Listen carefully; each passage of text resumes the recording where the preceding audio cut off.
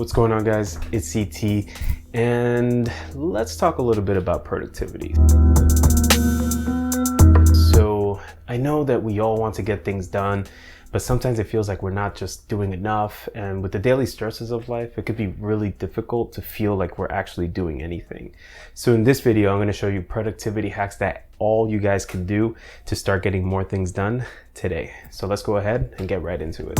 So now the first thing I want to mention is that I am not a professional, and these are the things that have worked for me. So feel free to leave comments down below of what's working for you, and maybe we could have a discussion about that. So productivity hack number one is to set achievable goals for the day. And that can be in the form of a to-do list or something that you remember throughout your day.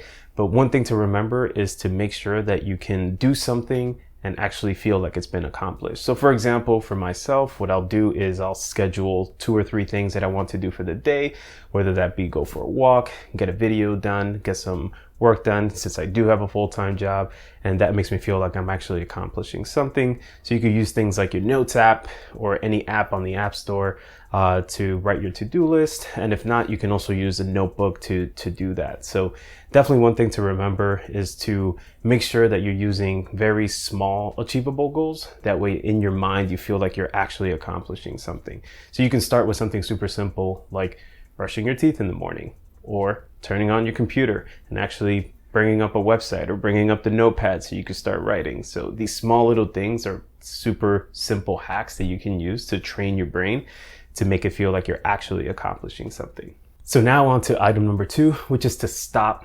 multitasking. So I know most of us love to, open up multiple windows, whether we're on the computer or do stuff around the house. That doesn't really work. Since you're constantly context switching, it takes your brain about 20 minutes to get back into what you were doing before. So I highly recommend that you don't multitask. And again, this comes with the disclaimer. So say, for example, you're throwing something into the oven or you're doing laundry or something like that, then maybe that may work since you're not giving it your full brain power. But most of the time, that's not going to work for most people. So now on to productivity hack number 3, and that is put the distractions away. Whether it's your phone, whether it's your laptop, whether it's an iPad, just put that away. So I can't tell you how many times I found myself constantly checking my phone or checking email just to get that hit of dopamine to make it feel like I'm doing something. But be aware that having your phone out will distract you. So make sure you put that away. Set a timer for 20, 30 minutes, put it away, put it in another room. Don't keep it in your pocket. Don't keep it in arm's length. If you do that, you will find yourself reaching for it just to continue either going on Instagram, going on Snapchat, going on Facebook, things like that. So make sure that you put all distractions away. And one of the reasons why this helps is that you can really focus in on what you're doing, which really helps you drive to completion, get to the final goal, which is doing what's on your to-do list and also making sure that you push through. And remember, this is compounding. So after 30 days, you'll get to the goals that you actually want to achieve. So now the 4th productivity hack is to take breaks. So now you've been working throughout the day, you've put your phone away, you're constantly doing what you need to do. And your mind, just like any muscle, when you're working out, which will lead into tip number 5, is to take breaks. So make sure that you take walks, make sure that you get your mind off of things, since it really helps you actually not get tired, not get mentally drained, and push through so you can continue working.